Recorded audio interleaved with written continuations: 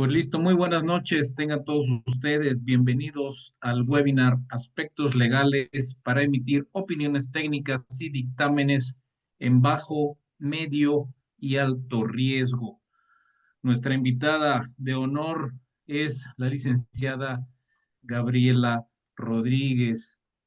Eh, a nombre del Colegio de Ingenieros Industriales, Electromecánicos, Energías y Afines de Querétaro, AC, les damos la más cordial bienvenida de este primer Consejo Directivo 2024-2026. Nuestro presidente, el ingeniero Juan Erasmo Cuaya Granados, nuestro vicepresidente, el ingeniero José Luis González Coronel, nuestra secretaria general, el ingeniero Paola Silva Viveros, nuestro tesorero, el ingeniero David Ulises Hernández Carballo, y su servidor, Rubén Rivera García, director.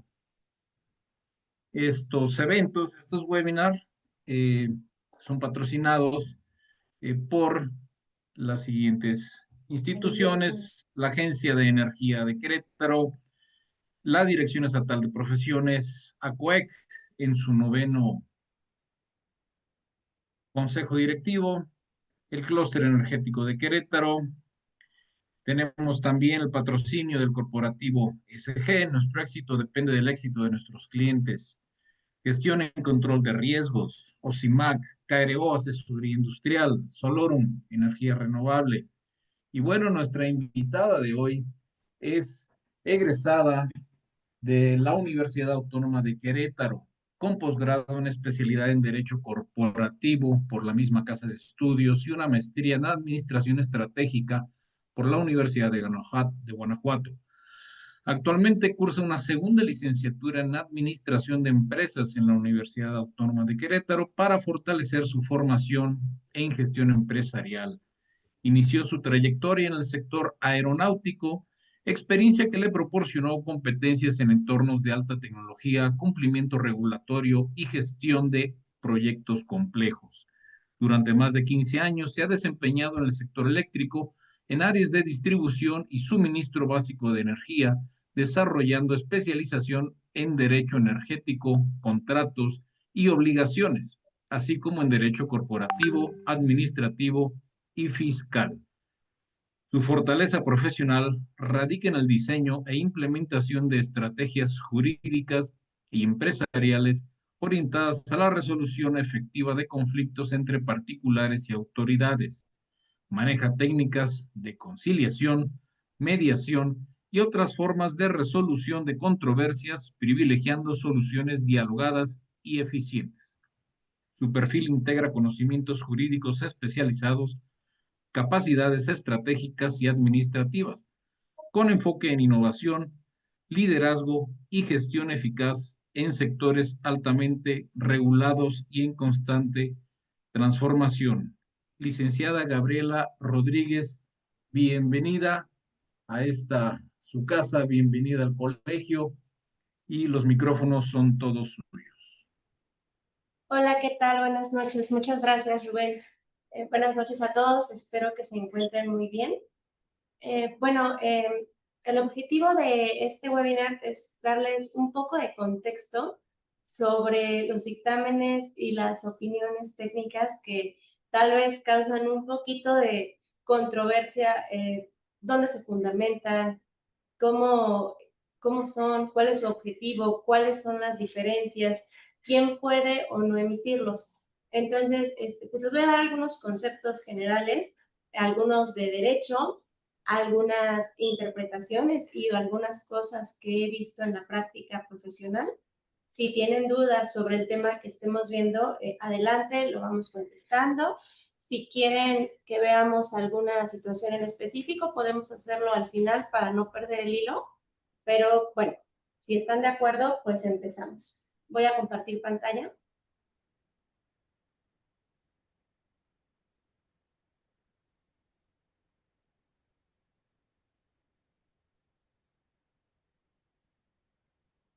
Listo, ahí ya la tienen, ¿verdad? Perfectamente, licenciado. Ok, perdón un segundo, es que no quedó como modo presentador.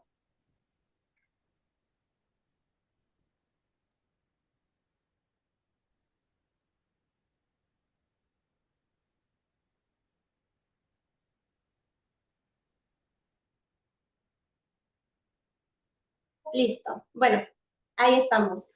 Entonces, vamos a empezar en la parte de los aspectos legales, algunas consideraciones. Bueno, para empezar, ¿por qué los dictámenes y las opiniones? Más adelante vemos las diferencias puntuales de cada uno, pero vamos a ver ahorita el objetivo que tienen en común. Tienen como objetivo llevar a una autoridad, a alguna dependencia, a un estado de certeza. Nos dan conclusiones sobre una materia en la que no son expertos o no tienen el conocimiento suficiente, pero necesitan el respaldo de un profesional o de una entidad que tenga las acreditaciones y la experiencia en la materia. Esto implica también un grado de responsabilidad muy alto. ¿Por qué? Porque se enfoca en la protección de la sociedad. Pueden afectar personas, pueden afectar bienes, pueden afectar situaciones críticas.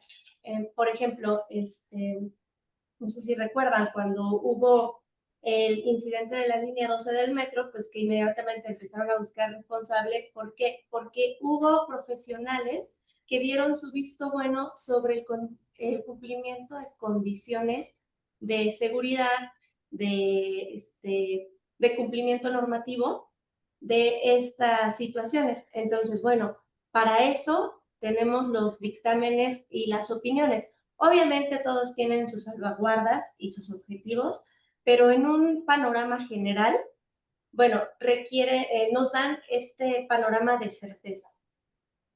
Vamos a empezar por el marco jurídico y yo aquí les quiero hacer hincapié en dos principios fundamentales del derecho.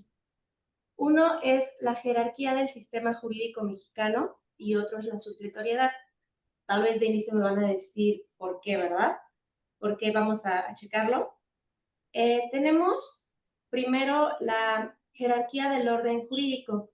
Me imagino que tal vez en su práctica profesional han escuchado este concepto y si no, bueno, se los explico. ¿Qué es la jerarquía del orden jurídico? Es un principio que nos establece la prelación de importancia que tiene un sistema de leyes en nuestro país. Hay normas que tienen preferencias unas sobre otras. ¿Esto cómo nos impacta en este tema de dictámenes? Bueno, me consultaban cuando estábamos platicando del objetivo de este webinar. Es que queremos saber qué nos faculta para ser peritos en el reglamento de protección civil. Entonces, no hay como tal en el reglamento de protección civil un artículo que te diga, yo faculto o la facultad para ser perito en tales materias se obtiene de esta manera. Pero eso no implica que no exista un fundamento y que sea aplicable en materia de protección civil. ¿Cómo, cómo nos lleva entonces esto a este principio? Tenemos una jerarquía, tenemos lo que es en inicio siempre va a ser la constitución política. ¿Esto qué quiere decir? Que nuestra constitución está por encima de todo ordenamiento. Entonces, aquí nos faculta, por ejemplo, en el caso de protección civil, son los artículos 124 y 115, que son los relativos a la organización del Estado, a los municipios y a las facultades que tienen para, para determinar o para solicitar ciertos requisitos en ciertas actividades. Los tratados internacionales, en este caso, están en esta jerarquía. Aquí, de momento, no nos aplican, simplemente aparecen porque es el sistema jurídico. Después, Hola, dime, vámonos. ¿sí? Adelante, licenciada. Solamente le pedimos a los participantes que pongan en silencio sus micrófonos y sus cámaras. Gracias. Continúo, licenciada. Gracias. Ok, después tenemos las leyes federales. Aquí ubicamos la Ley General de Protección Civil. Entonces, aquí, nuevamente, como tal, no viene el concepto de perito es, tercero acreditado es, no. Pero vienen las facultades para que las autoridades a nivel federal en materia de protección civil pues puedan tener ciertas atribuciones y ciertos requerimientos, y asimismo facultan lo que son las leyes ordinarias locales, en este caso, ¿no? Pues son las leyes estatales de protección civil. En Querétaro tenemos pues la coordinación y su ubicación estaría aquí, en esta parte de la pirámide. Después tenemos los decretos del Poder Ejecutivo que nos atañen a situaciones particulares, los reglamentos. Aquí tenemos el reglamento de protección civil, por ejemplo. Y después tenemos las normas jurídicas individualizadas.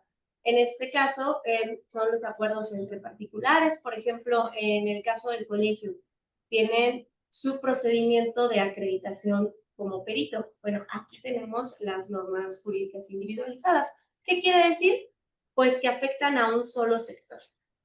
¿Sí? ¿A qué sector? Bueno, pues a los ingenieros colegiados que quieran desempeñar un papel de perito, de validador, acreditado, como sea el procedimiento en este caso.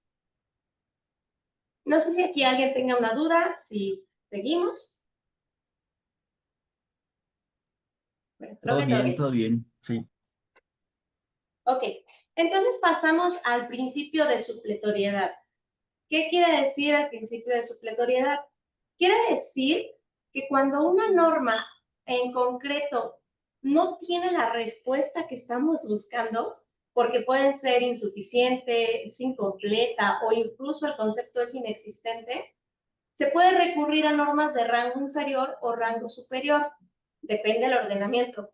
¿Qué quiere decir esto? Bueno, ok, no encontré la definición de perito, pero ningún ordenamiento de protección civil en ningún estado, ni en el federal, ni en los reglamentos. Ah, ok, bueno, entonces me voy a la normatividad civil, a la normatividad penal. Hay ciertas reglas para aplicar la supletoriedad. Por ejemplo, no nos aplica la ley en este caso. Nos apoyamos de sus reglamentos en la misma materia. No lo tenemos, entonces nos vamos a una ley general, que es un código que puede ser algo que esté en el mismo nivel. Por nivel me refiero a lo que veíamos en la diapositiva anterior. Ahora, si tenemos un vacío, ya no... Dime. Okay. Creo que tienen abierto el micrófono. Sí, por favor, señores, apaguen su micrófono. Gracias. Ok, entonces les comentaba, ¿qué pasa si definitivamente no encontré por ningún lado, ya rebusqué todas las leyes? Entonces, ¿qué es esto? Es un vacío o una laguna legal. Nos vamos a los principios generales del derecho, la doctrina o la analogía. Ok, no encontré como tal la definición de perito, pero encontré la definición de prueba pericial. Ah, ok. Entonces, ahí me viene una definición de qué necesito o qué se necesita para que se emita esa prueba y podemos hacer la analogía y tener el concepto de perito. Definitivamente, si no lo encontramos ni siquiera en las analogías, podemos recurrir a las costumbres. Es una fuente del derecho la costumbre, siempre y cuando no contravenga nuestro esquema de de prelación de leyes, lo que veíamos anteriormente. Ok, no encontré mi definición de tercero o de opinión o de validador. Me voy entonces a los usos y la costumbre aplicables en la época en la que me encuentro en la materia. ¿Vale? Entonces, aquí ya podemos ahora sí ubicar cómo vamos a encontrar las facultades de un perito o un validador o la persona que tenga la facultad de emitir algún documento según se nos requiera. Entonces, vámonos ahora sí al marco legal en materia de protección civil. Tenemos la Constitución Política y aquí también tenemos un artículo importante. Tenemos la libertad de profesión, de elección de trabajo. Entonces, ¿qué quiere decir? Yo me puedo dedicar a lo que a mí me guste siempre y cuando sea lícito. Y si lo que yo me dedico además de eso, lo especializo, nada me impide que yo pueda emitir mi opinión o mi valoración respecto al tema en el que soy experto. Yo lo puedo hacer, pero entonces, ¿qué pasa? Necesito un respaldo para protección civil. Bueno, entonces encontramos las leyes estatales, la Ley General de Protección Civil y muy específicamente en este caso, las normas oficiales y las normas técnicas. ¿Por qué refiero que muy especialmente en este caso? Bueno, porque ahorita estamos hablando de peritos en materias técnicas, no hablamos a lo mejor de peritos como lo podemos ver en el ámbito jurisdiccional, sino que estamos hablando de profesionales que van a evaluar cuestiones técnicas. ¿Y qué nos da, pues, el sustento o el soporte de cumplimiento en nuestro país? Pues aquí vienen entonces las NOMs y las normas técnicas. Ya no es, aunque no estén dictaminadas o tengan especificaciones por sí mismas, sirven como una referencia técnica. Entonces, aquí voy a encontrar el marco de lo que yo como profesionista, especialista en un área, debo de conocer y sobre qué voy a basar mi dicho, en este caso. Después tenemos lo que son las regulaciones sectoriales. ¿De qué hablamos cuando decimos regulaciones sectoriales? Pues son las normas que son específicas a un área, una profesión, un sector, una delimitación. Por ejemplo, la norma de secretarías de comunicaciones y transportes. No sé, la normatividad en energía, en salud, en hidrocarburos, de materias en específico. ¿Por qué? Porque también nos dan principios, nos dan parámetros y nos dan guías de aplicación de nuestra profesión, de nuestra especialidad. Y tenemos también pues, los códigos civiles, penales y administrativos. En este caso, pues establecen las responsabilidades, porque sí, yo tengo la libertad de emitir una opinión, un dictamen, y pues tal vez yo puedo publicarlo en un blog y pues ahí se queda, ¿no? O sea, es mi libertad de expresión. Yo puedo decir lo que yo pienso de por ejemplo, de una instalación en concreto, y ahí está. Pero ¿qué pasa cuando esto se entrega a una autoridad o como un soporte para algún permiso, un trámite? Bueno, pues ahí entonces sí hay responsabilidades, hay sanciones y bueno, pues en los peores casos, pues responsabilidades penales, ¿no? Adelante les explico cómo funciona. Ok. De aquí en el tema del marco normativo, ¿alguna duda, algún comentario? Yo sí, licenciada, un gusto. Aries Rodríguez. ¿Qué ¿Te tal? puedo hacer una pregunta sobre los reglamentos? Sí, con gusto. Mira, de manera rápida, en el caso, por ejemplo, de las centrales de generación, no sé si a lo mejor, te agarro en curva con esto, pero es por la supletoriedad.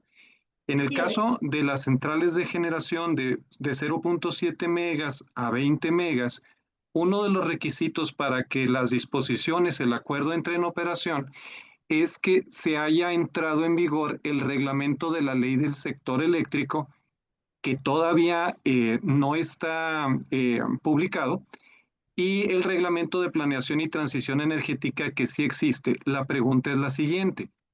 La ley de la industria eléctrica que fue abrogada el 18 de marzo del presente año dejó el reglamento de la ley de la industria eléctrica vigente. Es decir, se abrogó la ley, pero no el reglamento. La pregunta sobre supletoriedad es, para esta disposición que especifica que para que entre en vigor esta disposición requiere el reglamento de la ley del sector eléctrico, que hoy no existe, ¿este puede ser suplido por el reglamento de la ley de la industria eléctrica?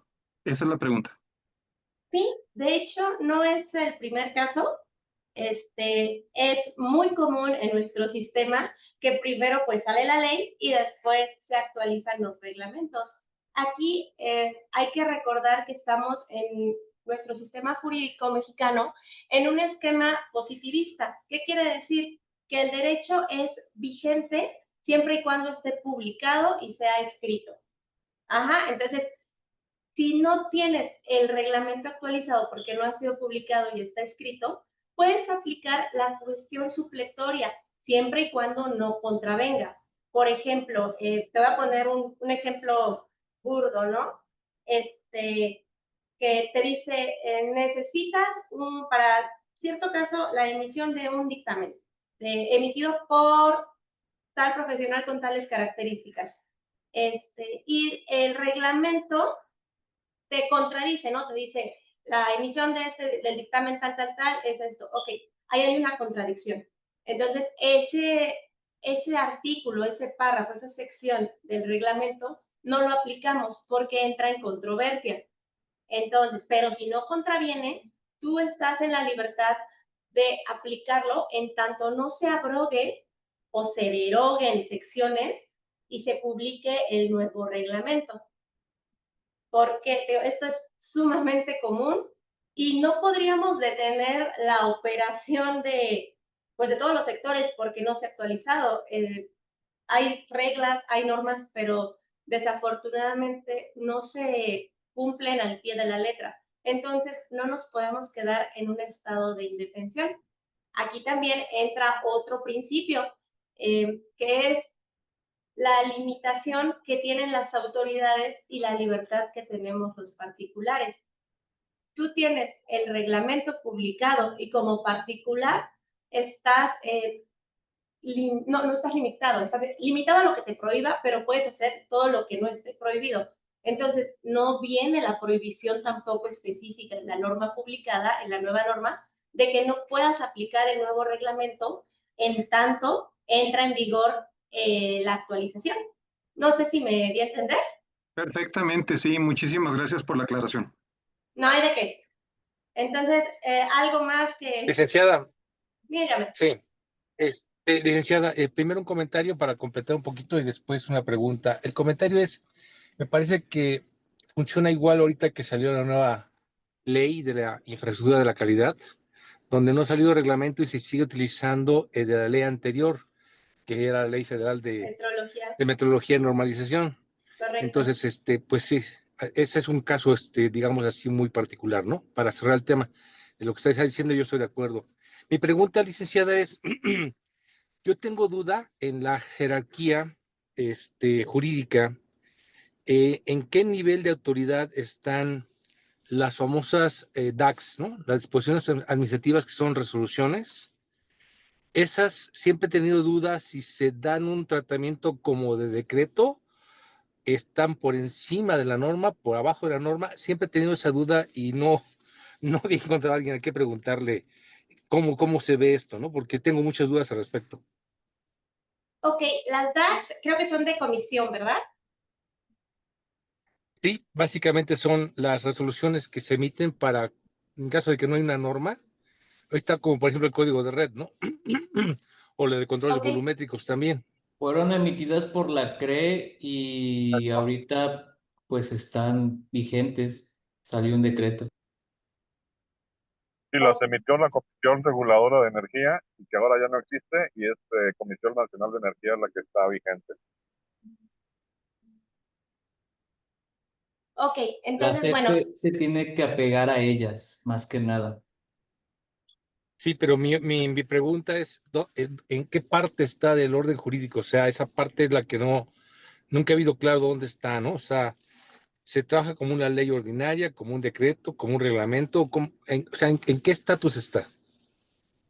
Está en el estatus de reglamento.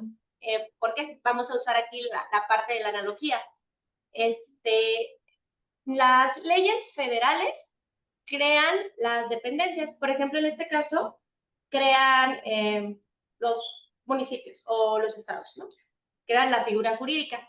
Entonces, ellos tienen facultad de emitir reglamentos. Podríamos poner a Comisión Federal en el mismo nivel, tienen la facultad de emitir reglamentos. Si no propiamente lleva un nombre de reglamento, lleva la misma jerarquía. ¿Por qué? Porque está bajo del decreto. El decreto está limitado únicamente al Poder Ejecutivo. No lo podemos poner aquí y tampoco lo podemos poner como una ley porque no tiene esa característica. Las características de la ley es que son emitidas por el Poder Legislativo. En este caso, todas las dependencias nacen de aquí, pero su función está acá, en los reglamentos. Ahí podríamos clasificarlas. En esta parte de lo que yo ubico como de comisión, sí entraría aquí, porque todavía está arriba de la norma jurídica individualizada, porque es de aplicación obligatoria. No sé si eso contesta la pregunta. Sí, más que claro, bastante claro. Muchas gracias, mi amable. No de qué. ¿Alguna otra duda de esta parte, pues, del marco normativo? Sí, hola, buenas noches, ¿qué tal? Una pregunta, ahora que menciona que los reglamentos, pero las leyes locales no están más bien, están por encima de los reglamentos de la CFE. ¿Qué ocurre cuando, y eso es un caso muy particular que se da en mi estado, aquí en Yucatán, donde líneas de distribución de la CFE pasan por terrenos ejidales, pero no pueden construirse desarrollos porque esas líneas se encuentran en esos terrenos ejidales que no son propiamente de la CFE? Ahí no existe una razón como tal para darle ni la razón a CFE ni tampoco al Estado. Siempre acaban en pleitos. Entonces, legalmente, ¿cuál sería el procedimiento para un desarrollo donde la línea eléctrica depende pues de CFE? Ok, aquí primero habría que irnos a lo que se conoce como derecho de vía. Comisión tiene vamos a llamarlo un derecho, una servidumbre de paso, de que hay que respetar ciertos límites en distancias de sus líneas. ¿Qué pasa otra vez? Que también, debido a la antigüedad de las líneas, pues llegaron a veces y las pusieron y pasaron por donde sea, no les importó que era terreno de quién ni nada, se pusieron. Entonces ahí primero habría que ver, pues, quién llegó primero, quién tenía la propiedad primero. ¿Por qué? Porque si se adquieren los terrenos posterior a la existencia de la línea, habría que rastrear si indemnizaron al propietario anterior, si no lo indemnizaron. Entonces, ahí el procedimiento, hay dos opciones. La primera siempre es hacer un procedimiento administrativo directamente con la autoridad, y si no, pues es un juicio. Siempre va a ser un juicio porque la persona indicada para determinar quién tiene la propiedad o quién tiene la obligación de quedarse o moverse va a ser un juez. Entonces, este tema quizá no encaja aquí en el tema de la jerarquía, pero sí encaja en los marcos normativos. ¿Qué aplicaría aquí en específico? Pues que un tercero lo pueda diferenciar, porque también a veces es complicado ubicar la antigüedad de las líneas de comisión. Podríamos decir, nos vamos por los postes, pero también pues luego los cambian, los chocan, los quitan. Entonces, la respuesta idónea aquí es irnos al Poder Judicial para que ellos determinen, pues, qué sucede, qué es lo que va a pasar con esas líneas, si comisión las tiene que mover, si el costo de moverlas es demasiado alto y prefieren indemnizar y adquirir esa parte del derecho de vía, lo define un juez. De acuerdo, gracias. Por nada. Un comentario adicional sobre jerarquías todavía ¿Sí? y sobre las mismas disposiciones administrativas de carácter general que se mencionaron. Hay una que a todos nos interesa que por ahí mencionaron, que es el código de red. Y esa está compuesta por varios manuales regulatorios. ¿Ese tiene algún alcance legal o digo, al ser regulatorio, pues entiendo que debe ser de cumplimiento? Pero en esas jerarquías está clasificado en la pirámide de Kelsen.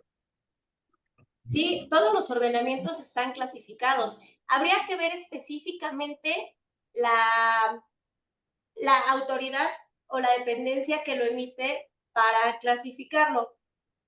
Yo de memoria lo pondría aquí, en leyes federales. Necesito ver tal vez la parte de los resolutivos de emisión para decirles, pero sí podría clasificarse aquí porque es de aplicación nacional para empezar, que tenga sus regulaciones, sí, esos van abajo, entrarían en este nivel. Recuerden que esta pirámide, pues es un ejemplo genérico, ¿no? De cómo funciona. Por ejemplo, aquí hablamos un código civil federal, un código civil estatal. En este caso, pues es otra materia completamente diferente, es una materia de energía. Yo lo clasificaría aquí, a excepción de revisarlo, y sus reglamentaciones las clasificaría aquí. No sé si contesta la pregunta. Me queda claro simplemente por el nombre de manual regulatorio y que en su momento forma parte de estas disposiciones administrativas y que fue emitido por la que en su momento se llamaba Comisión Reguladora de Energía, es de implicación nacional y obligatoria, ¿no? Que ya le cambiaron el nombre por otros temas, bueno, pero el objetivo de esta comisión era la regulación energética. Es correcto. Simplemente pues, veamos el ámbito de aplicación. No puede estar acá porque pues evidentemente nada arriba. No puede estar acá porque eso se trata de acuerdos entre naciones. Estaría aquí en la parte de aplicación nacional. Si no excluye algunos estados, vamos, no dice, si tú vives aquí en Querétaro, donde me encuentro, no te aplica. No, entonces, yo lo pondría en esta parte, en la pirámide kelseniana. Muy bien, gracias. Por nada. Sí. ¿Algo más que quieran que veamos sobre supletoriedad o sobre jerarquía? Continuamos, licenciada. Ok, bueno, entonces entremos al otro concepto importante que nos atañe en esta presentación, el grado de riesgo. También habría que definirlo. ¿Quién lo define? Bueno, ahí es Protección Civil. Específicamente nos vamos a enfocar en los grados de riesgo de negocios y no vamos a hablar ahorita de otras situaciones. Vamos a hablar de los riesgos bajos, medios y altos. ¿Qué lo define? Son las características del establecimiento, el negocio, el giro y las actividades propias de la operación, del giro. También tiene que ver con el número de personas, la condición en que se encuentra el bien inmueble, la cantidad de materiales almacenados o de operación. Por ejemplo, no va a ser el mismo riesgo, a lo mejor una tienda de conveniencia, pues que una bodega de papel y cartón.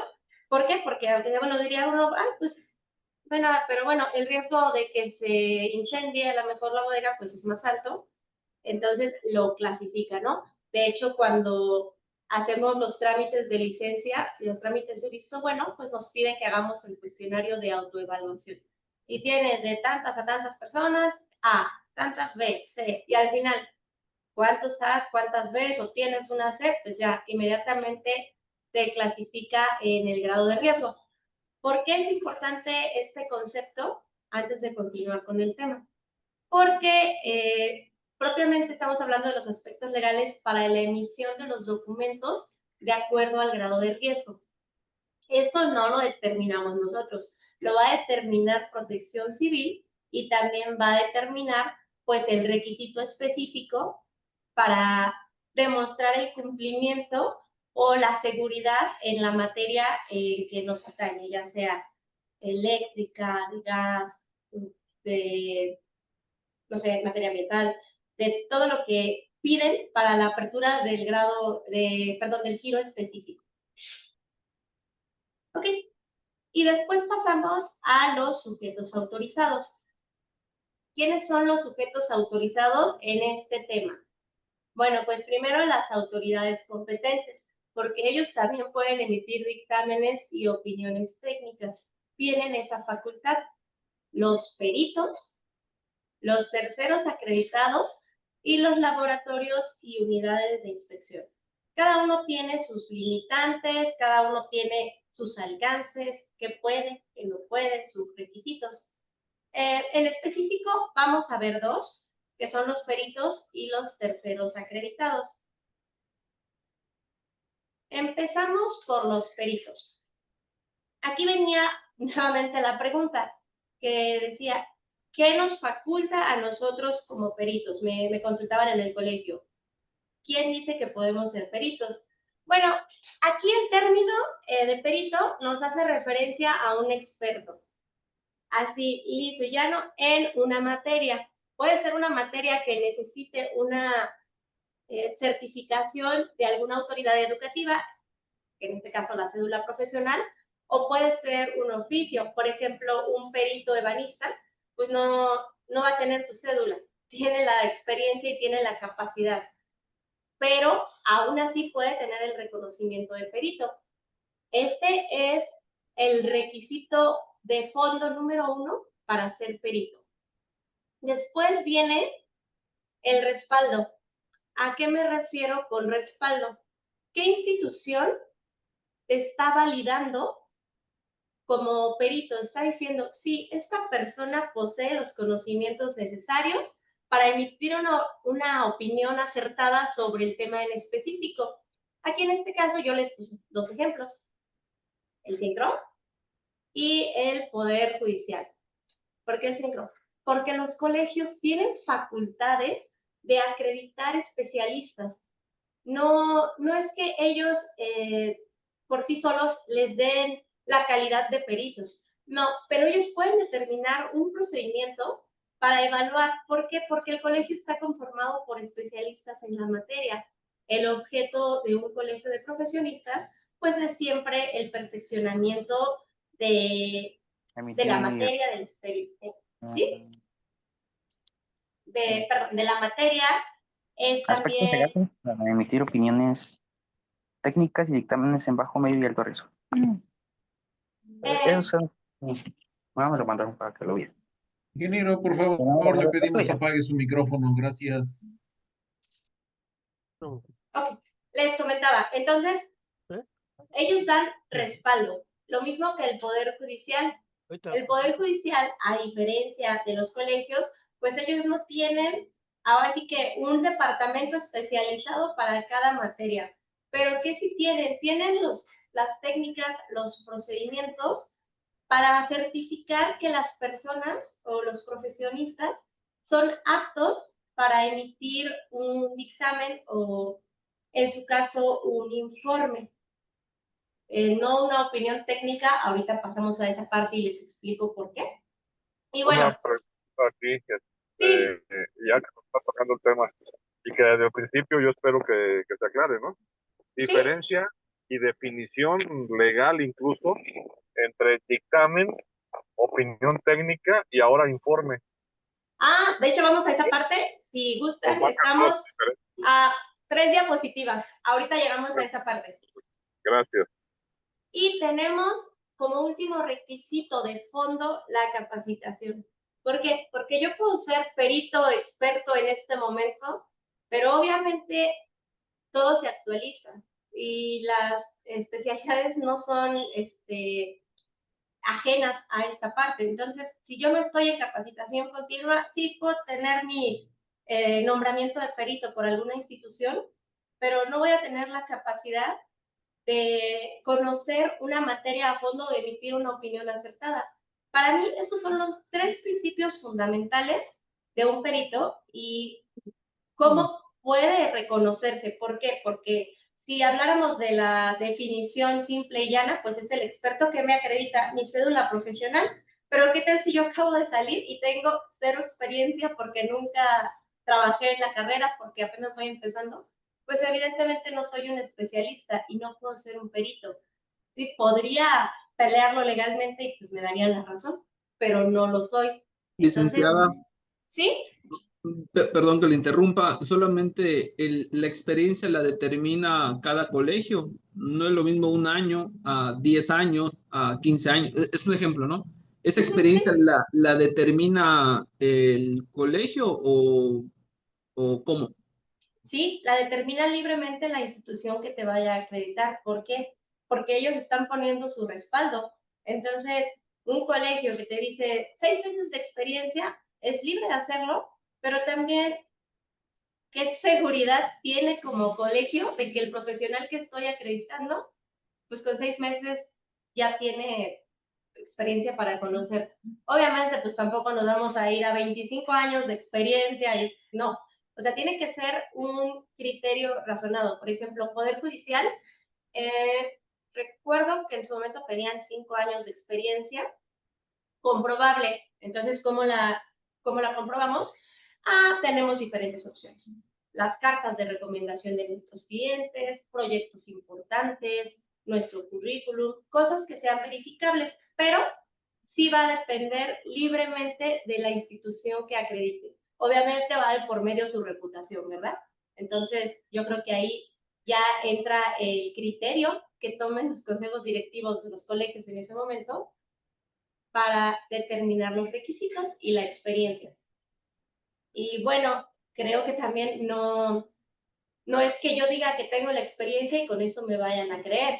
Tengo que pasar pruebas, exámenes que también en su momento determinan. Por ejemplo, en el Poder Judicial hay requisitos de exámenes no técnicos porque el Poder Judicial no tiene la manera de evaluar tu capacidad técnica, pero sí te dan un curso sobre el sistema judicial, muy genérico, para que conozcan pues cómo funciona y después hacen un examen. Si no alcanzan el 80%, no hay manera de que sean peritos. Entonces, también los colegios me imagino que tienen esta parte, ¿no? De que ponen su examen con un puntaje mínimo. Si no se alcanza, pues lo recomendable es que no acrediten el perito porque no cumple con la experiencia. No sé si con esto queda claro el tema de la experiencia en cuanto a quién la define. Sí, muy amable, gracias. De acuerdo. ¿Alguna otra duda respecto a peritos? ¿O pasamos a tercero acreditador? Ok, pasamos a tercero. Esta parte sí me costó un poquito encontrarla. ¿Por qué? Porque precisamente no había como tal una definición así que nos dijera tercero acreditado. Había referencias al tercero acreditado. Entonces, pues ahí, haciendo un poquito de investigación y llamadas, encontré lo siguiente. ¿Qué es un tercero acreditado? Es un profesional o una entidad, aquí está la diferencia medular. Un tercero acreditado puede ser una empresa, una persona moral, y el perito no, el perito es personal, una persona física, porque es el experto en la materia. Tiene que tener primero la capacidad técnica, el registro ante autoridad competente y la especialización en la materia. Buscando un poquito, encontré esta convocatoria. Esta está publicada en La Sombra de Arteaga, que es el diario oficial aquí en el estado de Querétaro. Tomé esta, la primera que encontré, pero es la convocatoria del Registro Estatal para Terceros Acreditados. ¿Cuál es la diferencia aquí? Que sí hay un requisito para que una autoridad o dependencia les dé ese nombramiento. Tenemos, a ver si nos podemos ir a la convocatoria en específico. Un segundo.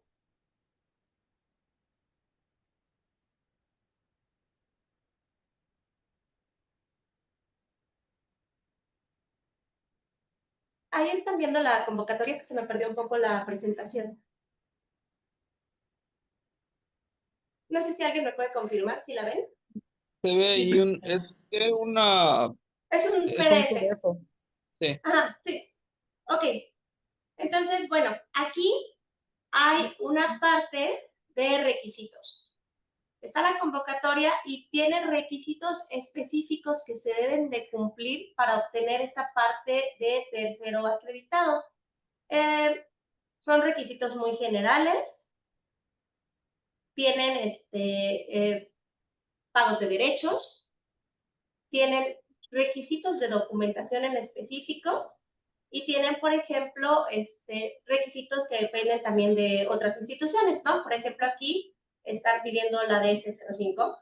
También nos están pidiendo constancias y formatos. Esta es la diferencia medular entre los peritos y los terceros acreditados.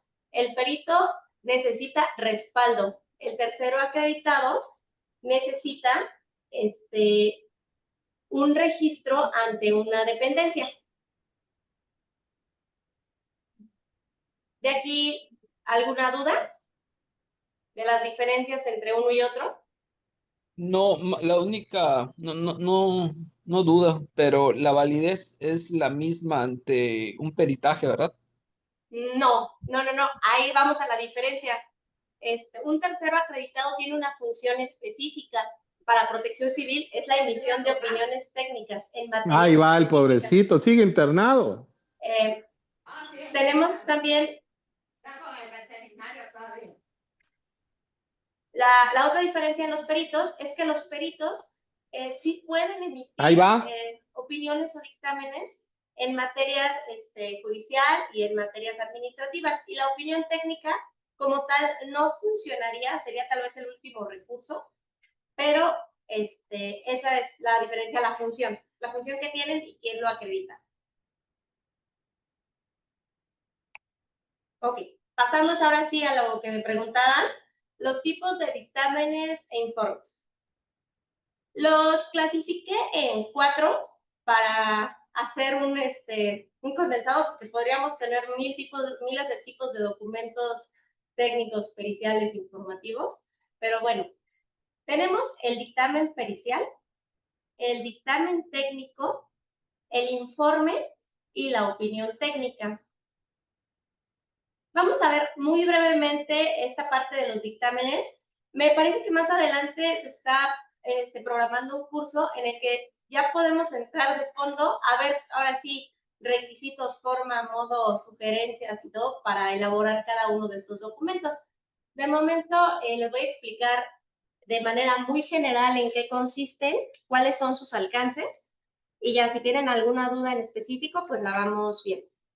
Tenemos primero el dictamen pericial.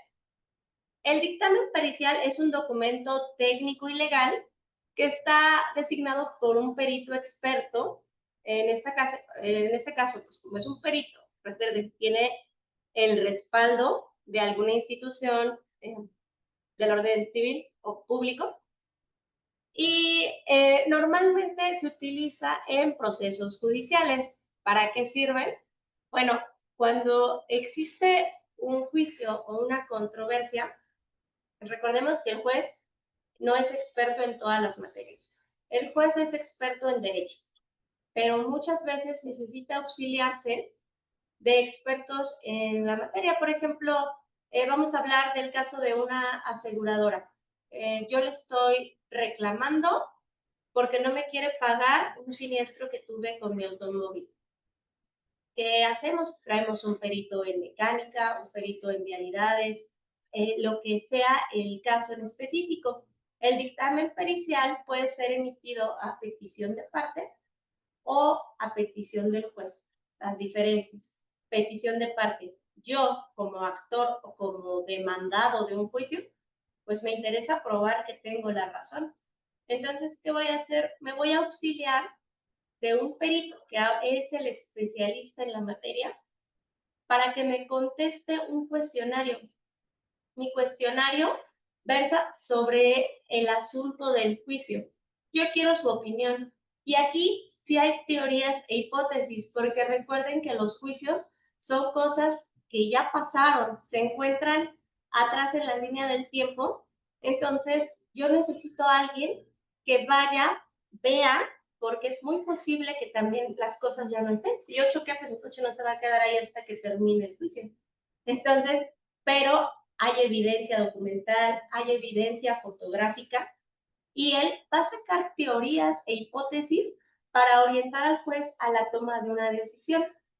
¿Qué pasa cuando llegan los dos peritos, el del que demandó y el demandado? Pues obviamente cada quien va a decir lo que le conviene. El juez manda a llamar a un perito llamado tercero en discordia, que igual va con la misma función. Yo voy, analizo, investigo, me documento y formulo una hipótesis de lo que pasó. Ojo aquí, no voy a decir, fulano tiene razón, porque ese no es el trabajo del perito. El perito solamente va a decir lo que pasó y cómo pasó, fundamentado y motivado. ¿Ok? ¿Cómo llegaste a eso? Ah, pues hay una ley en física que nos habla de esto y haciendo mi cálculo y todo llegué a esta conclusión. Está fundamentado y está motivado. Este es el dictamen pericial. Después tenemos el dictamen técnico. Este es el dictamen que nos requiere Protección Civil para toda la parte de los permisos. Es un documento descriptivo. Yo no, como perito, yo no voy a ir a decir qué pasó y por qué está así la instalación, ¿no? Pero decir, híjole, está así porque pasó esto. No, yo voy a ir a describir, a medir y a cuantificar lo que hay. No voy a entrar en temas de valoraciones o hipótesis de cómo llegó. Puedo dar sugerencias, sí, de mejora, está permitido, pero la diferencia medular de estos dos dictámenes, pues es que uno sí nos permite poner la parte de las hipótesis de cómo llegamos, la línea del tiempo, y este no. Esta es una descripción y nos va a hablar también de cumplimiento. Que aquí la finalidad siempre es apoyar las decisiones administrativas. ¿Te doy tu licencia o no te la doy? Pues sí te la doy o no te la doy. También tiene la función de determinar el estado de una instalación, de un inmueble, de alguna situación, el grado de riesgo que tiene y ayuda a la autoridad, porque pues recordemos, estamos en un esquema parecido, la autoridad no va a ser especialista en todas las materias, por eso tiene facultades de auxiliarse de profesionales que su área sí es un área específica. Entonces, en el caso estructural, bueno, un arquitecto, un ingeniero civil que tenga un respaldo, él puede emitir porque él sí tiene el conocimiento y con eso la autoridad toma una decisión de aprobación, que es la diferencia también del dictamen, el dictamen pericial. El dictamen pericial, la diferencia, pues es de resolución. ¿Quién tiene la razón? ¿O quién tiene la culpa? Después pasamos al informe. En esta parte yo les puse un asterisco porque el informe es propiamente un tipo de prueba Pregunta. en materia. Sí. En cuestión del dictamen técnico, según lo que comentabas, entonces, se requiere que tenga título y que sea respaldado por una, institución, ya sea algún colegio o algo así. Sí, lo piden así, te piden un respaldo. Tú podrías emitirlo como profesional simplemente con tu cédula, pero en ese momento Protección Civil también te va a pedir cómo me acreditas tu experiencia. Entonces, O sea, ahí depende también de a quién se lo estás entregando, sobre todo porque, por ejemplo, creo que aquí en Querétaro Protección Civil como que sí pide que tengas respaldo de algún colegio, pero hay otros, creo que por ejemplo en Guanajuato no piden eso, simplemente con que tengan cédula, entonces no sé ahí cómo se regulen o... En estricto sentido, no podrían obligar a que tenga el respaldo de una institución, pero sí obligan a que tenga experiencia comprobable. Entonces, podrías entrar ahí en un tema, a lo mejor, bueno, por lo menos aquí en Querétaro, de comprobarle la experiencia. Entonces, adjunto mi dictamen con toda mi carpeta de experiencia, pero también quedo a la validación de la autoridad. Entonces, pues para ellos es más práctico que tengan el respaldo. En Guanajuato, si el reglamento, la ley y los requisitos permiten que sea simplemente con cédula profesional, también está bien, porque como regresamos a la definición esencial de perito, es un experto en la materia. El documento ideal para aprobarme como experto es mi cédula profesional, en caso de que tenga título.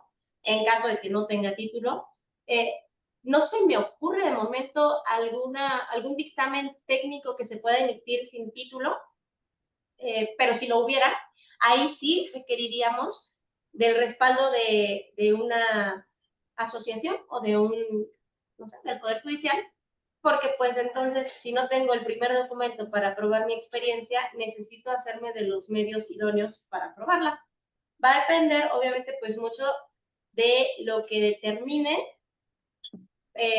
protección civil, municipal o estatal, sea el caso de las entidades. Aquí volvemos a la parte de la jerarquía. Mientras no contradiga hacia arriba, no hay problema. Si hubiera algo que te diga, tiene que ser colegiado en un nivel más arriba, aunque municipalmente no te lo pida, pues sí están obligados a respetar esa parte.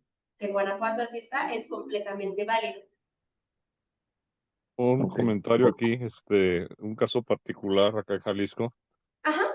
Cuando hablas de dictamen o cuando te solicitan un dictamen por alguna escuela, ¿sí? Para entregarlo a Protección Civil, hemos encontrado casos donde piden que sea un dictamen completo de la instalación eléctrica, pero como tal, solamente se puede emitir uno que esté respaldado como unidad de verificación y lo marca la infraestructura de la calidad, la ley de infraestructura de la calidad, o la misma norma oficial mexicana 001 que con su procedimiento de evaluación de la conformidad dice, solo se te permite emitir dictámenes bajo el formato que marca la Secretaría de Energía y registrarlo y hacer el procedimiento que marca la CENER.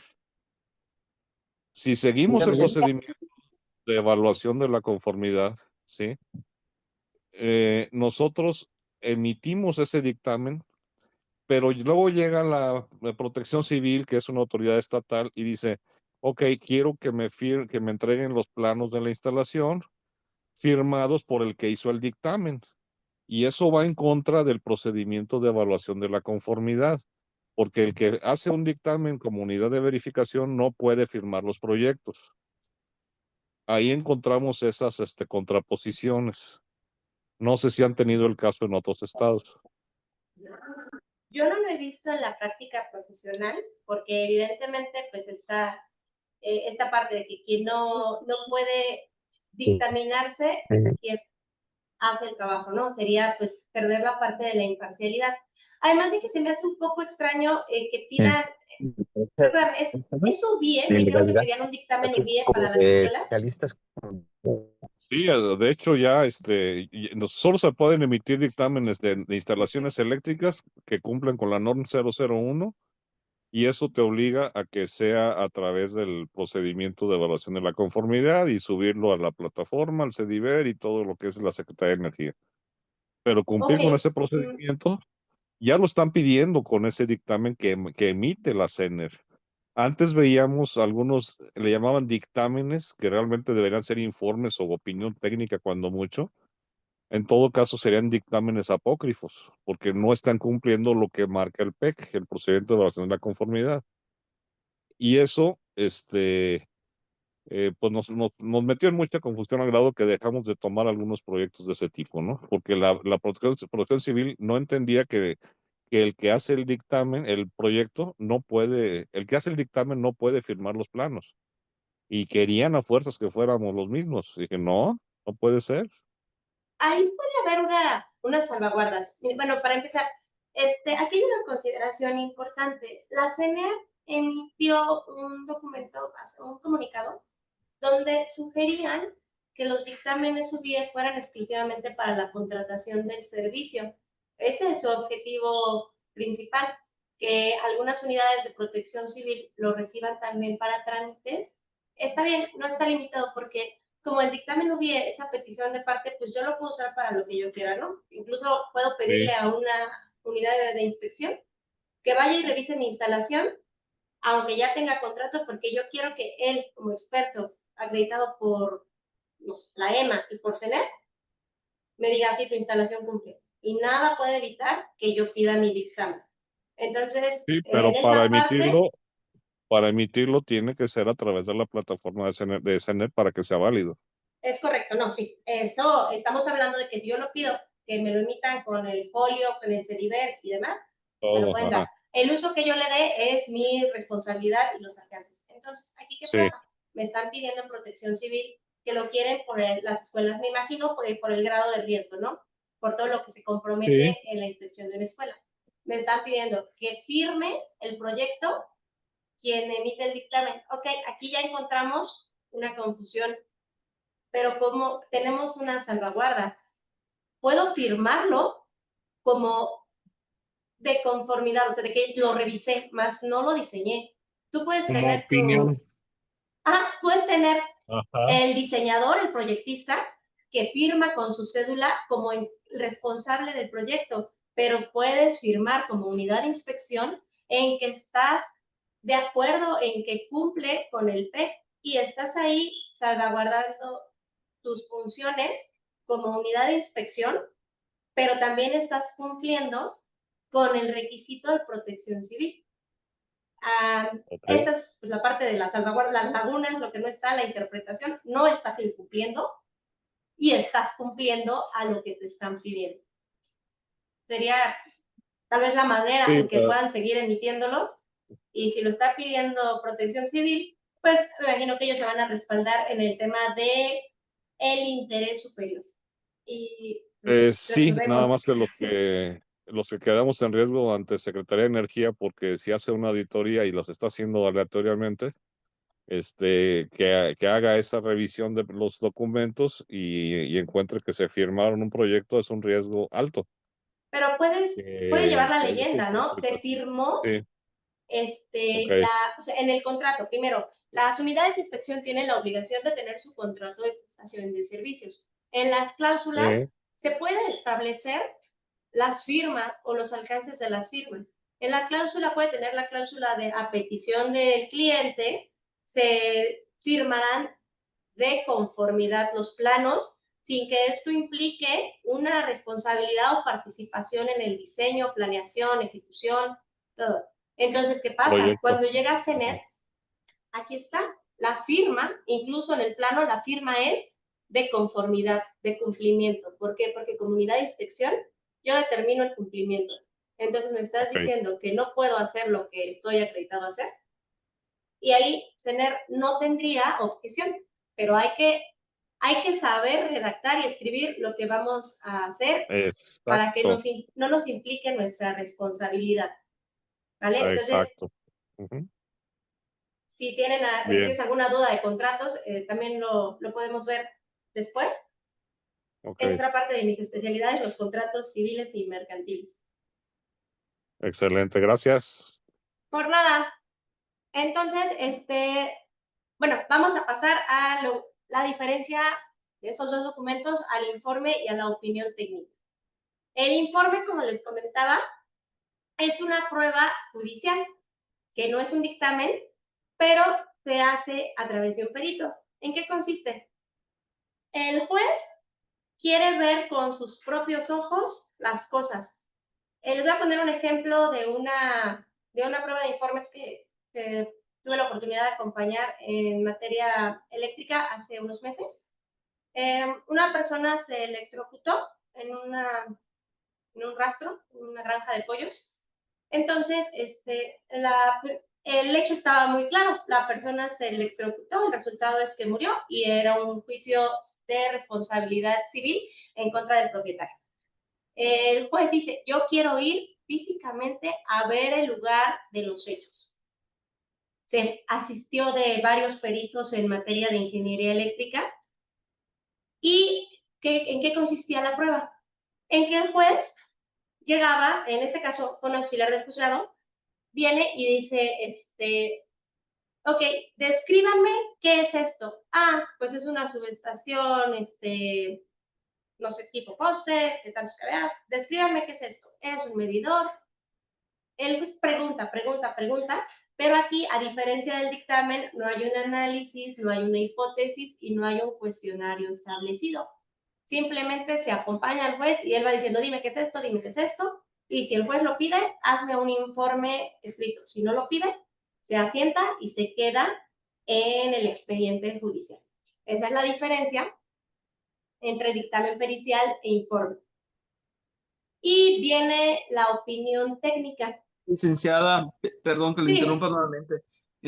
Una aclaración. Entonces, en el informe el juez asiste en compañía de una persona experta y hace preguntas, pero quien toma nota de ese informe, o sea, más bien, no existe la obligación de tomar notas sobre ese informe. Sí, ok. ¿Y eso lo hace el juez o lo hace la persona técnica? No, en teoría lo hace el juez, pero en realidad no, nunca va el juez, va el secretario de acuerdos. El secretario de acuerdos tiene una facultad que se llama fe pública, es como un notario. Todo lo que él dice es cierto. Entonces, ¿qué hace él? Escribe, lleva sus notas y toma nota todo lo que está viendo. Por ejemplo, en ese caso, ¿no? Decía, este poste, ¿qué especificaciones tiene? ¿Cómo sé qué poste es? Entonces ya los peritos le decían, pues es un poste aproximadamente de tantos metros de altura, no, pero que no se ve. Y ellos, con base en sus conocimientos, decían, sí, porque hay tantos metros enterrados de este poste. Ok. ¿Cómo sé de quién es este poste? Y ya le decía, y lo iba notando. Entonces, al final, firman de conformidad los participantes de que lo que está ahí es lo que pasó, y esta prueba se integra. Sí está escrita, pero escrita por quien tenga fe pública, que es el secretario. Ok, gracias. Por nada. Ahora sí, pasamos a la opinión técnica. La opinión técnica se parece al dictamen técnico, pero les digo que aquí en esta investigación que estuve haciendo, de hecho, pregunté en Protección Civil, les dije, ¿para ti es un dictamen técnico que una opinión técnica? Y me dijeron, no, te tienes que acercar a un tercero acreditado en Protección Civil. Y ahí busqué, entonces, la opinión técnica es una valoración o un juicio especializado sobre un punto en concreto, y esta valoración está emitida por un profesional o experto que tiene la calidad de tercero acreditado. ¿Sí? ¿Quién le da la calidad? La autoridad. Esas son las diferencias medulares entre estos documentos. No sé Licenciada, si... Sí, Diana. pregunta, ¿este tercer acreditado se le puede conocer también con el nombre de validador? Podría ser un validador, pero bueno, por lo menos aquí en Protección Civil, yo no encontré la información de validador propiamente. Entonces lo encontré como tercero acreditado. Como tercero acreditado porque así lo marca el procedimiento.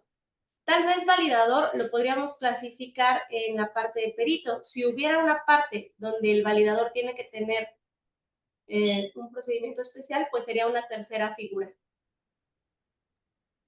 Ok, lo que pasa es que hay de repente algunas dudas en justamente ese tipo de nombramientos que da un colegio, en este caso un colegio de ingenieros, ¿no? O sea, yo te puedo dar el nombramiento de perito en base a ciertos requisitos, experiencia comprobada, y también te puedo dar un nombramiento de validador de bajo riesgo, medio o alto. Pero entonces esa persona de validador no existe como tal. Pues sí existe, porque lo crearon ustedes, entonces dentro de su sistema existe, pero la validez que tengan los documentos que emite va a depender de quien lo reciba. Si es para un particular y funciona, es perfecto. Ahí habría que ver qué te dice en este caso muy específico Protección Civil. Si Protección Civil recibe esa figura, tiene validez. Creo que esta parte del validador es algo que hicieron como una diferencia para cosas más sencillas, ¿no? A lo mejor que no requirieran pues tanta complejidad en el tema de la experiencia, de la acreditación, de los nombramientos. Ahí va a depender ahora sí de la autoridad que te lo esté recibiendo. Si ellos dicen adelante, un validador, está bien. No implica que no tenga responsabilidad, que no tenga alcance, e incluso Protección Civil podría darle el mismo valor que un dictamen a la hora de fincar responsabilidades. Entonces, pues a lo mejor lo ideal sería quedarse con las figuras reconocidas, pero no hay tampoco algo que nos diga que no se puede hacer. Podría ser a lo mejor un escalón antes de volverte perito como un requisito de su colegio, ser validador, y es completamente válido. Entonces el nombramiento sería acreditado, ingeniero acreditado en bajo riesgo, por ejemplo. Podría ser, sí, tú podrías generar un nombramiento y podría funcionar o no. ¿Quién es la entidad idónea a quien va dirigido? Si es para Protección Civil, a Protección Civil. si lo está pidiendo, no sé, el municipio por alguna otra razón, al municipio. Ellos son los indicados para decir si la propuesta que tú estás presentando es adecuada y para ellos tiene validez. En esta parte, mientras no contravenga nada hacia arriba, o sea, que no haya algo que específicamente te diga que no, podría funcionar. Ok, gracias, licenciado. De nada. Disculpa, licenciada, me quedé pensando en lo que acabas de comentar. En hacia arriba, por ejemplo, las entidades de acreditación serían las que tendrían que acreditar a una persona como validador cuando la norma sí lo especifica. Pero lo que mencionas es, si no hay una norma que lo especifica, por ejemplo, una disposición de la Comisión Nacional de Energía para acreditar unidades de inspección como tal, por ejemplo, o la CENER de acreditar para unidades de verificación. Mientras no existe ese requisito de la norma, por ejemplo, otra autoridad lo podría aceptar como validador. ¿Es a lo que te refieres? Digamos, por ejemplo, para situaciones de vialidad, como en el caso de los informes que emiten los peritos en caso de siniestros viales. ¿Algo así te refieres? Mira, vamos a lo mejor la palabra acreditar nos lleva pues a la parte de los organismos que pueden hacerlo de acuerdo a la Ley de Infraestructura de la Calidad. Si nos vamos así como al estricto sentido, pues la acreditación tiene que ser por organismos como la EMA y similares. Pero tenemos la parte de nombramientos o ¿qué otro nombre le podríamos poner para no llamarlo como acreditados, como respaldos? En este caso, para evitar esa confusión podríamos hacerlo, pero no estamos hablando de la figura de acreditación de la Ley de Infraestructura de Calidad. Entonces, para este caso en específico que me pones, por ejemplo, del informe vial, sería una cuestión de tecnicismos y definiciones. Ok, sí, y es que lo que me llamó la atención es precisamente la imagen que estamos viendo donde dice tercer acreditado en protección civil. Me imagino entonces debe haber una disposición de protección civil que específicamente requieren que se acrediten en un proceso o en una técnica para poder emitir estas opiniones técnicas. Sí, aquí está. Esta la parte del registro. Ah, ok. ¿Sí? El Gracias. tercero acreditado, pues aquí viene la convocatoria, quién la emite, y él es el tercero acreditado quien puede pedir la opinión técnica. Recuerden que también estamos hablando de una opinión técnica como un documento que nos está solicitando en este caso específicamente Protección Civil, porque el reglamento así lo menciona, no define qué es la opinión, no define quién, pero haciendo, ahora sí, hilando toda la información que nos suministran las leyes, normas y reglamentos, pues tenemos que la opinión técnica la emite un tercero acreditado. ¿Quién es un tercero acreditado? Pues de acuerdo a la información que está en la sombra de Arteaga, pues es una entidad registrada, entidad o persona. Perfecto, muchas gracias. ¿Sí? Esto o sea, quitémonos la parte de opinión técnica como un documento simple. Podríamos mejor clasificarlo como un dictamen técnico, donde ya yo doy mis opiniones como experto en alguna materia para no caer en esa confusión. Pero muchos de terminología. Realmente así es el derecho. Términos, que a lo mejor podríamos simplificarlos y nos harían la vida a todos más fácil, pero así funciona. Muchas gracias. Ok. De esta parte de las diferencias de los documentos, ¿quiere que veamos algo más? O pasamos a la siguiente parte, que son los requisitos de un dictamen. Okay. Pasamos. Listo. Entonces, vamos ahora sí a los requisitos del dictamen. Si se dan cuenta, voy simplificando los documentos para llegar a lo que como sociedad civil, como particulares, podemos hacer, que pues es emitir los nombramientos de peritos. ¿Cuáles son los requisitos del dictamen? Aquí es independiente si es técnico o es legal. Yo creo que si se abre el curso más adelante, ya podríamos ver específicamente los requisitos de cada uno y cómo se integran. Pero bueno, en la generalidad, todos llevan un encabezado, que son los datos de identificación del asunto, de la materia, a quién está dirigido, y después viene el propósito, el objeto. ¿Para qué? Si es un dictamen técnico, pues es para certificar el cumplimiento normativo de la instalación. Si es un dictamen pericial, es para dar contestación al cuestionario que me fue encomendado sobre este asunto en particular. Después tenemos el marco normativo. ¿Qué es el marco normativo? Es la citación expresa de las leyes y normas. ¿En qué voy a basar mis criterios de cumplimiento o incumplimiento? ¿En qué norma? ¿En qué disposición? Aquí viene este marco. Después viene la bibliografía. En los dictámenes técnicos puede aparecer, puede no aparecer. Quizá es un poco más visto en los dictámenes periciales. ¿Por qué? Porque pues a veces también nos soportamos de mucha teoría que no vamos a encontrar aquí en el marco normativo ni aquí en el cuestionario, en el propósito. Entonces, pues es el material de lectura y de apoyo y de soporte. Después tenemos la metodología. Puede ser también que en el dictamen técnico solamente nos vamos a esta parte, ¿no? Las técnicas aplicadas. El método es, en mi opinión, algo que se reserva tal vez para los periciales, porque, bueno, aquí puedo decir método deductivo, inductivo, analítico, y en la técnica también como complemento. Después tenemos el cuerpo. El cuerpo va a depender del tipo de dictamen que nos encomienden. Aquí es de redacción libre, de acuerdo a las materias que estemos revisando. A lo mejor aquí vamos a incluir planos, no los vamos a incluir, vamos a hacer una descripción, vamos a poner que sí cumple, que no cumple. También podría haber un dictamen en sentido negativo.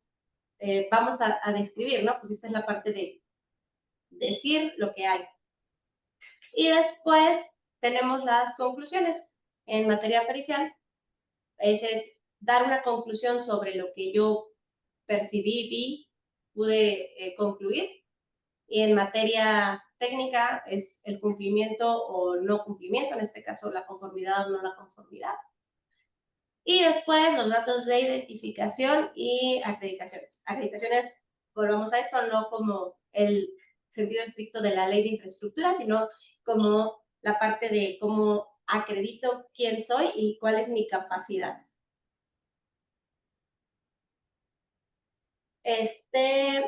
Bueno, otra parte aquí importante, esto es como general de los dictámenes, también hay que considerar mucho el lenguaje en el que hablamos, ¿sí? Yo creo que a todos nos ha pasado que hablas con un profesional y de repente te saca términos que tú dices, ay, ¿qué me estás hablando?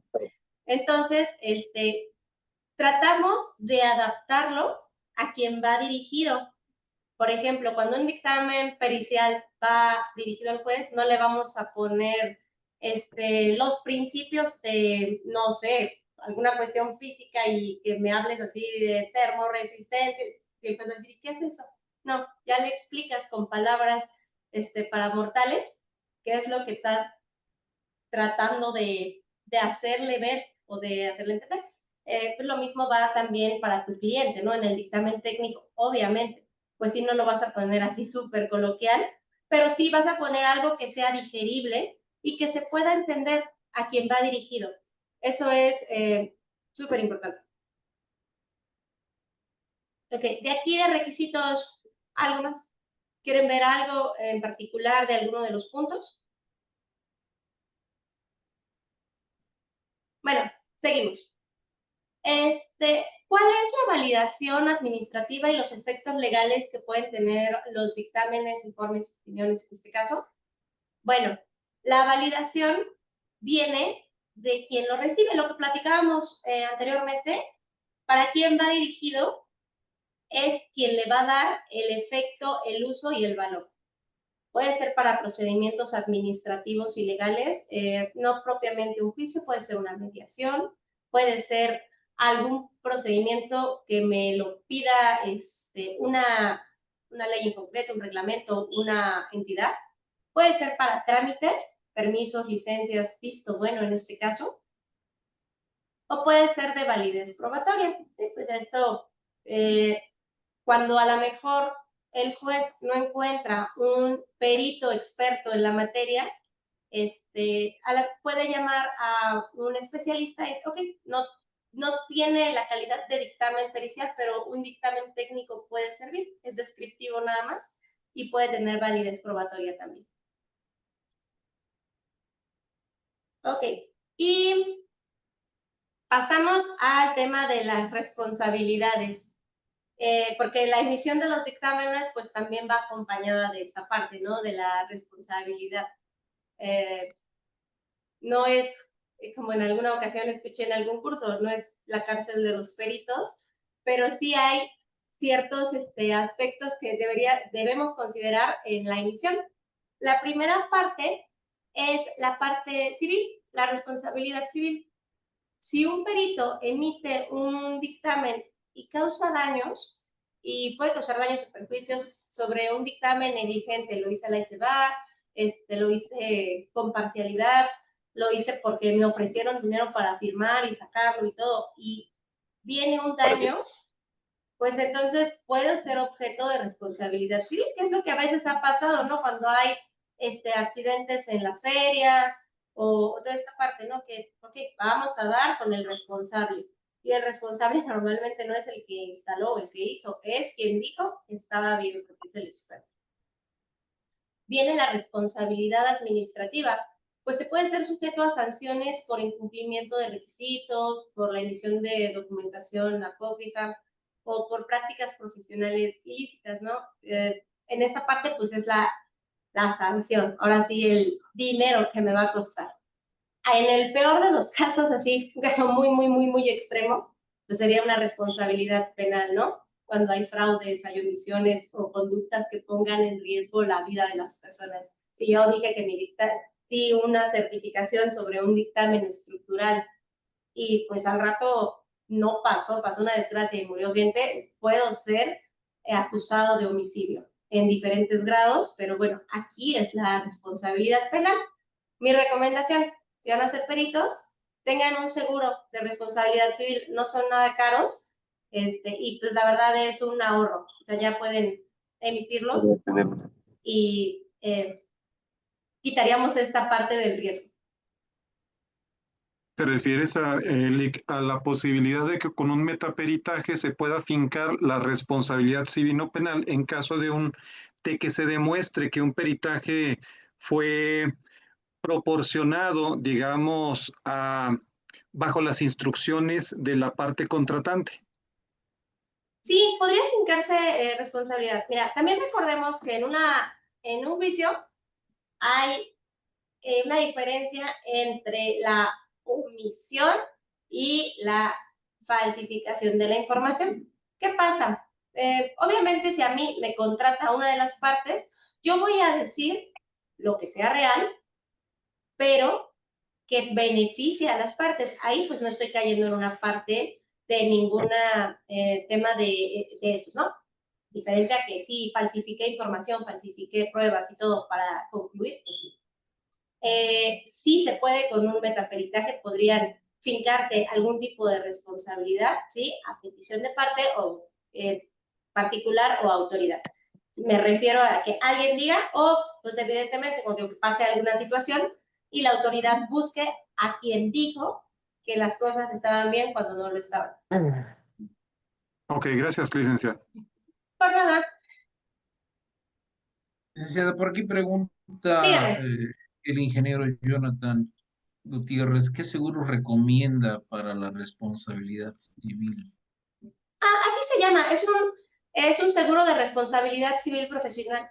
Pueden preguntar directamente en las aseguradoras, yo creo que la mayoría lo ofrecen. De hecho, es requisito para algunas, como las unidades de inspección, ellos tienen que tener su seguro de responsabilidad civil. Ahora sí que el valor y la cobertura, pues va en función de las actividades que tú tengas en tu actuar profesional. Si a lo mejor pues estoy certificando industrias, escuelas, riesgos altos, pues busco una buena cobertura. Pero Eso lo pueden ver casi con cualquier aseguradora, así como tal, seguro de responsabilidad civil profesional. Por ahí el ingeniero Ocoya levantó la mano, ingeniero.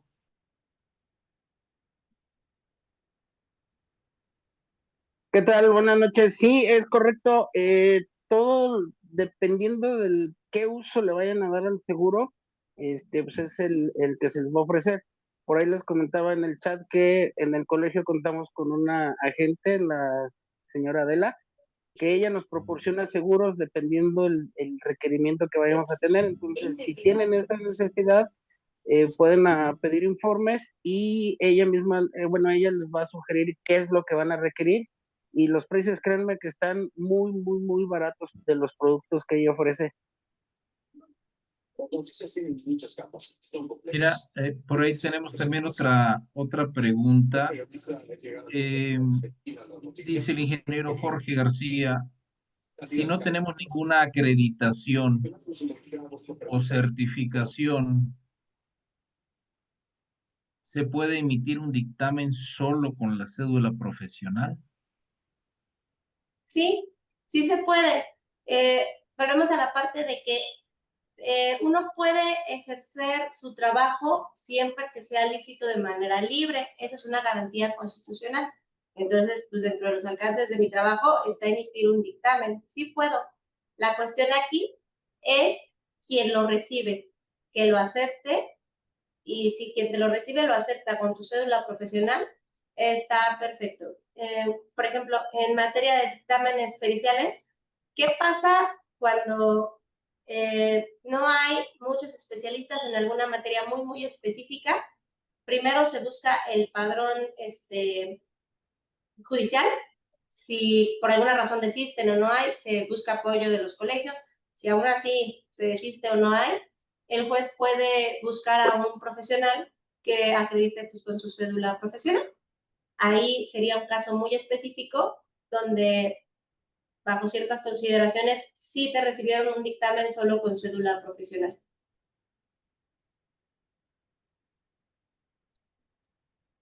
Excelente, pues continuamos, licenciada.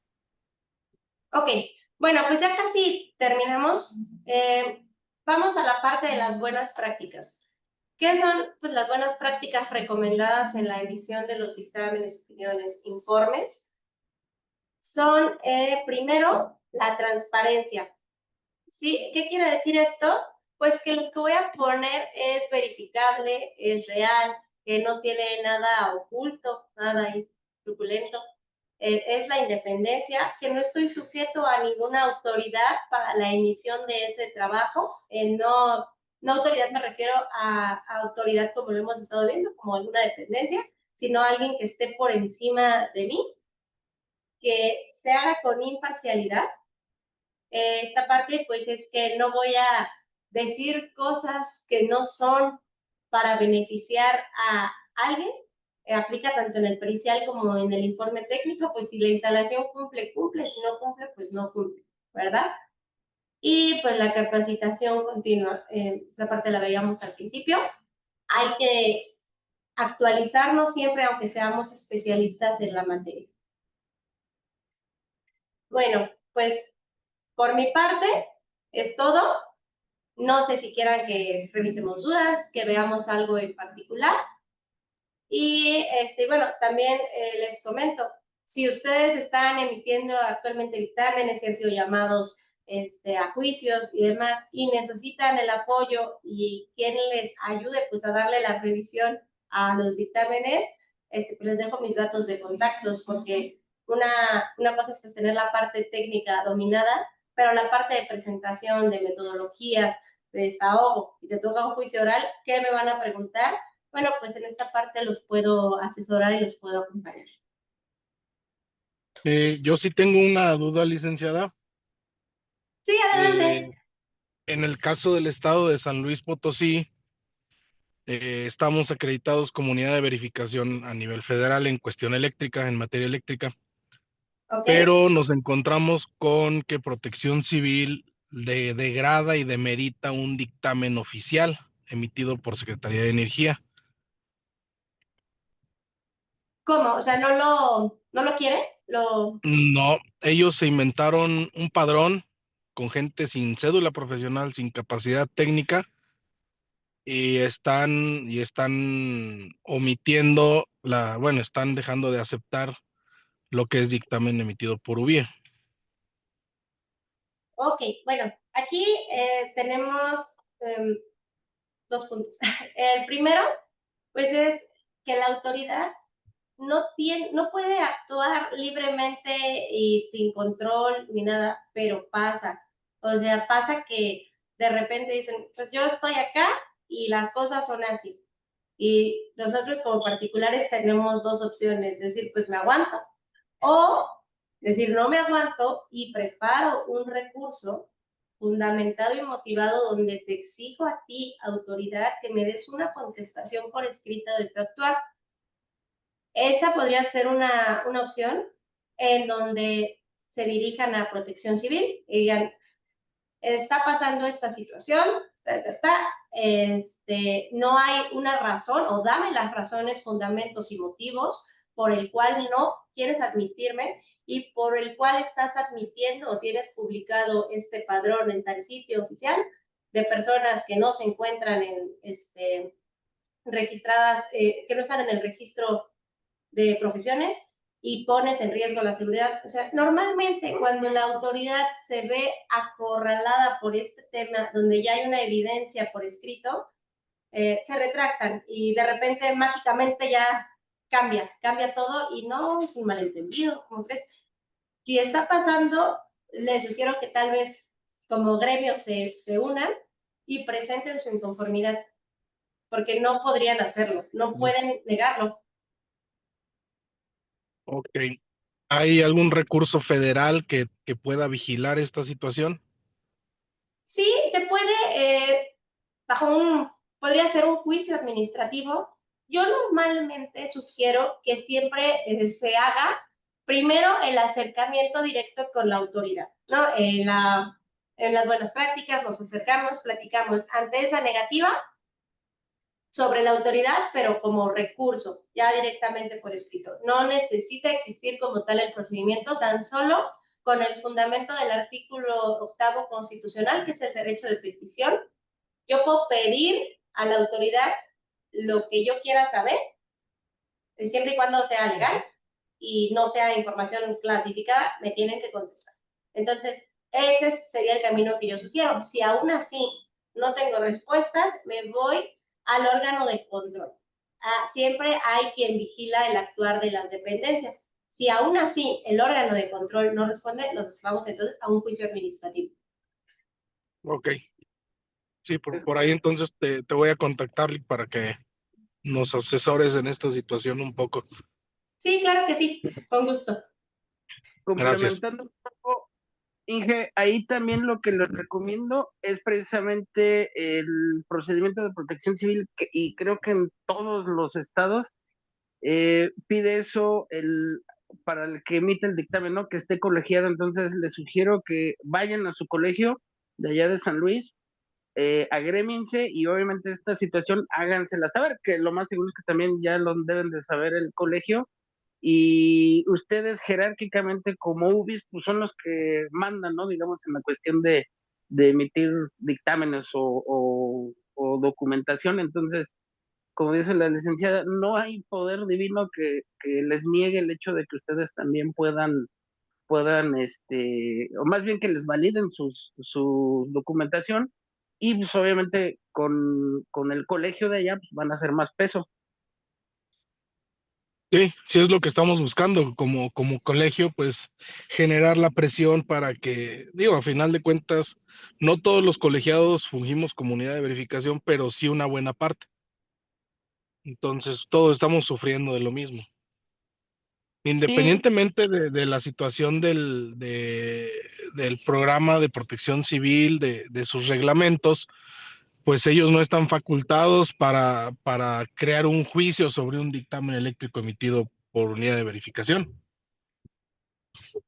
Exactamente, y menos, o sea, siendo una UBI, pues ahora sí que, vuelvo a repetir, jerárquicamente son los que mandan en ese aspecto, al menos en instalaciones eléctricas. Sí. Sí, es lo que estamos procurando. Vamos a darle seguimiento. Excelente, dije, también acá en Querétaro, en el CIENCRO, pues los podemos apoyar. Ahora sí que todos los colegios somos hermanos. Sí, muchas gracias. Pues bueno, si no hay alguna pregunta más, quisiera compartir el reconocimiento hacia la licenciada por esta charla que nos brindó el día de hoy. Déjenme compartir. Dame un segundo ahí.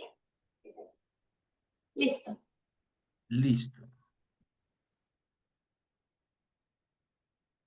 Pues bien, el Colegio de Ingenieros Industriales Electromecánicos en Energías y Afines de Querétaro, en su primer Consejo Directivo 2024-2026, otorgan el presente reconocimiento a la licenciada Gabriela Karina Rodríguez Pérez por su participación como expositor en el Círculo de Estudios mediante el webinar Aspectos legales para emitir opiniones técnicas y dictámenes en bajo, medio y alto riesgo.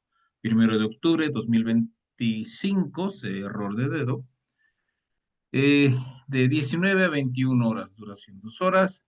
Firma nuestro presidente, el ingeniero Juan Erasmo Cuaya Granados. Licenciada, muchísimas gracias por, por este webinar que definitivamente nos deja claridad en todos estos temas, ¿no? Muchísimas gracias. Al contrario, muchas gracias por invitarme. Y bueno, si surgen dudas, tienen ahí, les dejé mis datos de contacto. Cualquier cosa me escriben y pues revisamos los casos en particular. Perfectísimo. Nuestro presidente, no sé si quiera agregar algunas palabras. Claro que sí, muchísimas gracias a la licenciada Gabriela. Creo que este tema estuvo muy, muy interesante y va a detonar aquí una secuencia, ¿no? De seguir con estas pláticas, obviamente ya más enfocadas a cada uno de los grados que se van a obtener aquí en el Colegio CIENCRO. Y pues cualquier duda que tengan, compañeros, está el correo informes@cincro.mx y pues, los datos de la licenciada también ahí estaban disponibles. Muchísimas gracias por acompañarnos. Que tengan buena noche. Buenas noches, muchas gracias. Buenas Hasta noches, luego, muchas gracias. Gracias. Buenas noches.